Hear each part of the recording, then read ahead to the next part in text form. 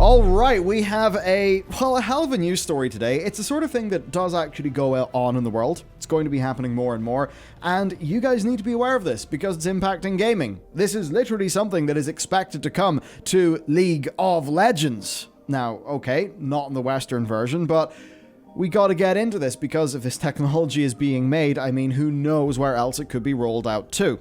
So Tencent are, of course, a major game and media and tech conglomerate. They are based in China, and one of the things that we've recently seen is Tencent trying to diversify their revenue streams outside of the Chinese market.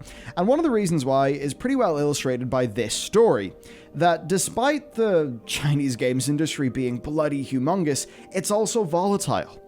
There was regulatory pressure that led to the Chinese Communist Party's Global Times newspaper writing a negative article about, about them, and a bunch of regulatory stuff happened, and they lost almost 200 billion of market value because the market was worried that China was basically tightening the screws on them, right, on the types of games that they were making.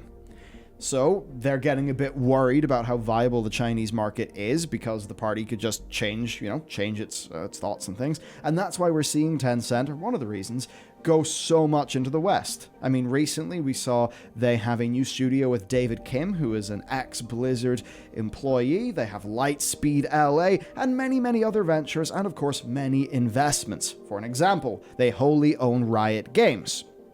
Now, this whole worry about basically the whims of the party has really boiled up here in a facial recognition system that is being implemented in order to stop children from gaming all night. And it's basically the situation where there is actually a gaming curfew in China. Basically, if children, it says, and this is via Stephen Messner of PC Gamer, if children under the age of 18 try to play a game after 10 p.m. or before 8 a.m., which they are not allowed to do, well, they will have to pass a check in order to verify that they're an adult. Now, this set of restrictions has actually existed for a while, right, for a few years. But the problem is, it was very easy to circumvent. So now, if your rules are not realistic, do you try to amend your rule? No, you just go for the draconian option, which of course is to get some facial recognition. Now, is this the case of Tencent being very cozy with the party and proactively trying to do something like this? Or is this a case of them knowing that if the users of their games can easily just bypass and work around restrictions, that they'll get in trouble? Or is it both? I mean, I'd say a bit of both. It's hard to know. Obviously, they do work quite closely with the party on other things. But basically, what's quite rough here is that this is something that's going on, right? And I think where it gets a bit worrying to me is some of the just positions that this is going to place Western companies with, ideals that are not in alignment with gaming curfews and social media, social credit scores, right? Where you can say the wrong thing on, their equivalent of Twitter and, actually get a very important score that impacts things like your access to transport, your interest rates, to have that go down. Like, you can literally play too many video games and, have actual negative impact in your real life. And it's now a position where the likes of Jaeger, Epic Games, Platinum Games, and of course, Riot Games. I mean, Riot are they're an American company, and they almost certainly are going to have to put facial recognition, age verification systems into League of Legends so that it is compliant with the regulators' rules.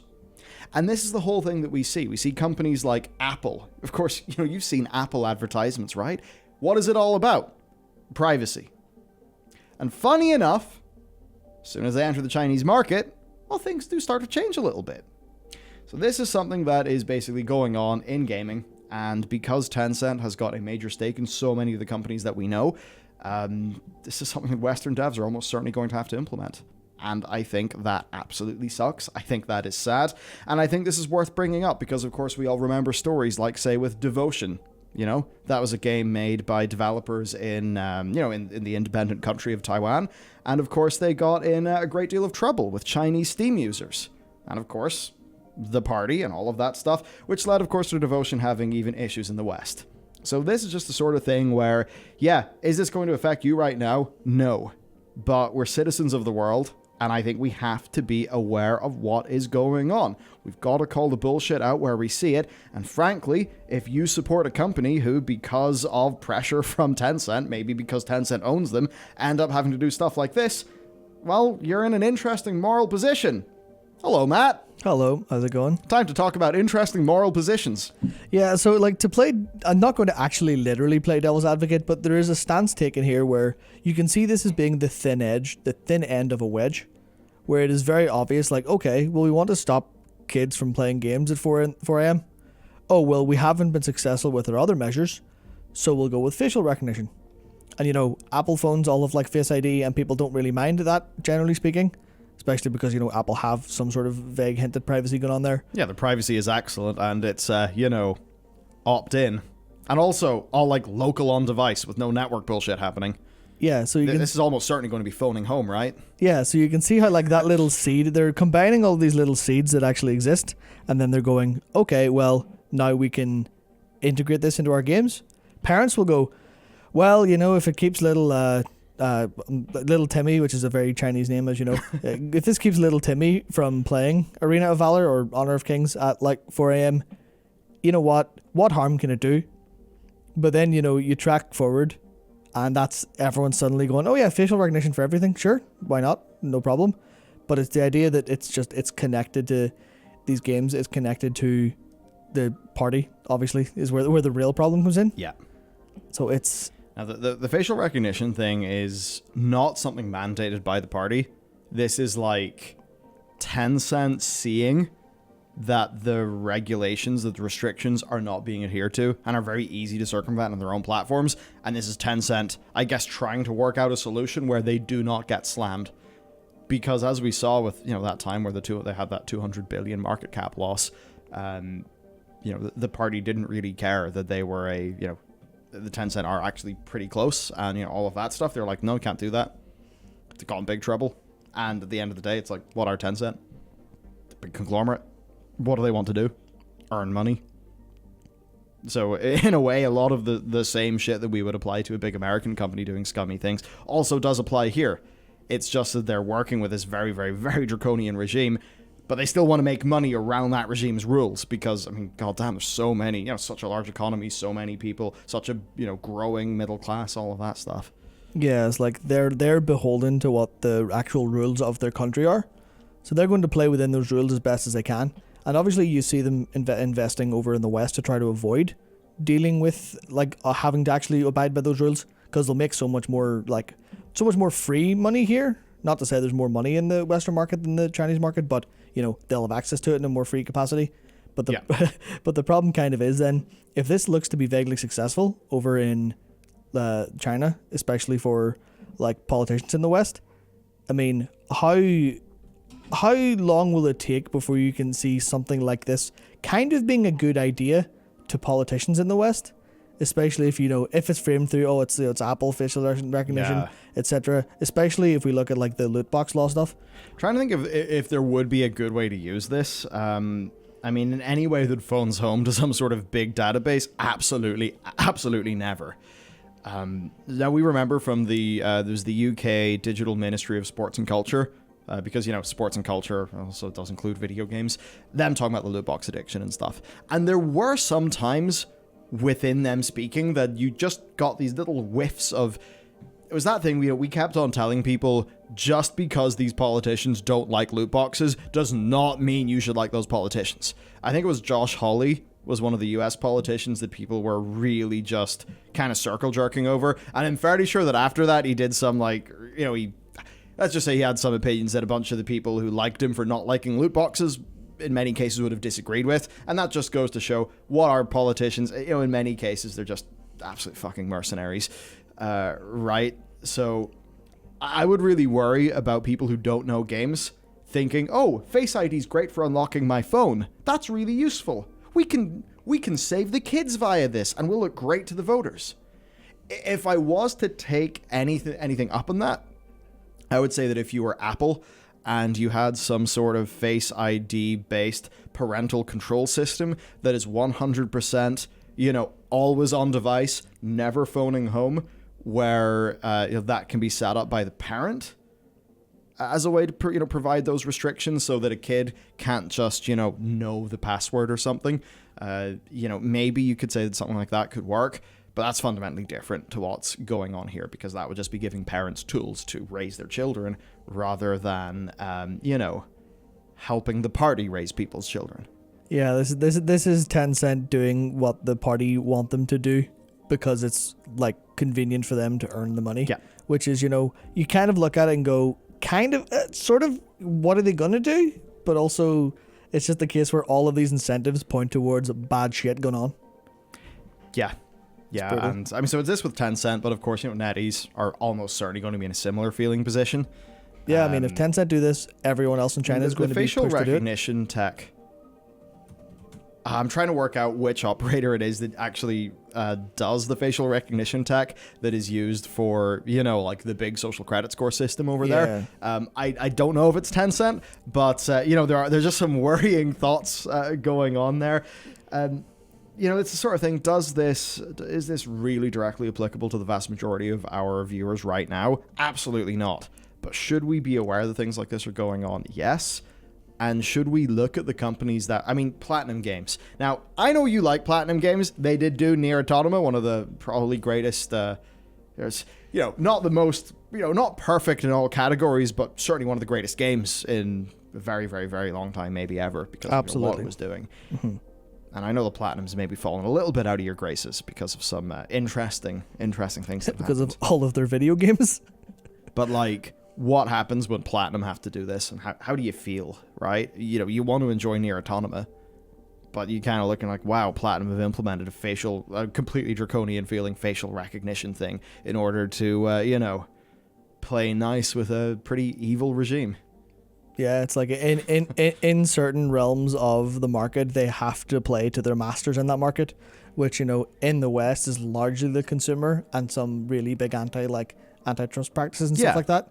But then over there, you have to play to the actual master that is, puppeteering so much in such a draconian form. Yeah, so that's basically it. And I think the main way that this will impact all you guys is if you see Tencent and NetEase making loads more Western investments and opening Western studios, I think it's because they are big corporations. They want money. And as much as they're going to do things like this, they probably know that if you're making money outside of China, you don't have to, implement facial recognition tech in order to, meet the party guidelines. Now, that said, there are other countries that, do have, rules and regulations around things like this, like South Korea, as an example. I think probably a few net cafe deaths and things like that led to them taking some pretty harsh measures. I think it's just, with China, it's obviously the larger example. Yeah, the problem is you're going to see this facial recognition, and if it is run by Tencent, or if it's run by someone that like Tencent can get in touch with, then that their system's going to attach to all the other systems. So you will know that maybe you won't be penalized for it, but it'll know, there's a facial recognition check run on someone playing this game, whatever sort of antisocial game it may be, at 4 a.m. And we know that they're connected to even in the dystopian future, you could see, their job performance the next day was down. All right, so you can easily see how you lead into these sci-fi concepts, dude. But they're actually being set up in real time for us. Absolutely, and so one of the most disgusting things that has happened with work from home is actually employee monitoring technology that runs on computers. Now, we obviously don't have that. I think any company, if somebody is in a company that does that, try to leave, because that's a company that hates you and only sees you as productivity, and that's just awful. Basically doesn't trust the employee to actually, do their job in a way that sort of makes sense to them. Already we see this stuff being used in a very, sort of Silicon Valley start-up-y way that's kind of horrible and disgusting. Could it apply to other things? The answer is yes. And then if we can tie those databases together, if you can start to correlate things, if you can start to collect the metadata, oh dear. Yeah, suddenly you've got a paper that goes, well, if people are allowed to play video games between the times of 8 p.m. and, 12 p.m. even, they don't do things that would otherwise improve their productivity, and thus get that shit banned. Yeah, because if you're living within a really, no matter what, there's so many of the political systems and ideologies that we live in that basically do end up, boiling you down to a unit of productivity in one way or another. If too much of this stuff happens and oh dear, you could see that stuff really just solidifying into policy in a way that I think would be horrible. So there's not much else to go into here I actually have one more point, and it's kind of more of a funny point to kind of ramp this up to kind of almost humanize the effects of this on the kids. Yeah. Because obviously, I mean, anyone who's watching, you've probably had this where, you're playing games late at night, especially if you're around our age, kind of in the mid or later 20s. You probably had the router turned off or taken away or something like that, or some really basic, your parents don't understand tech. They got some sort of firewall up to block your online games from going through.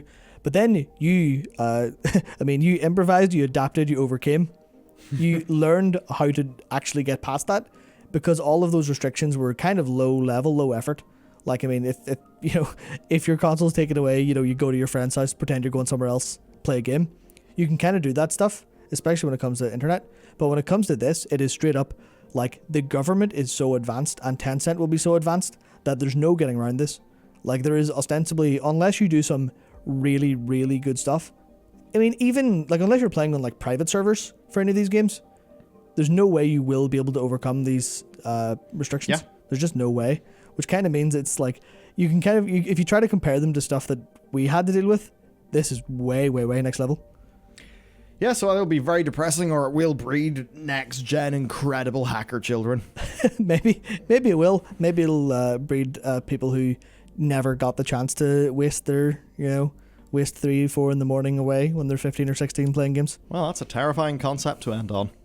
All right, well, we hope you enjoyed this terrifying look into the way that things are actually going in the world. Feeling good about it. Oh dear. Right. See you in the next one.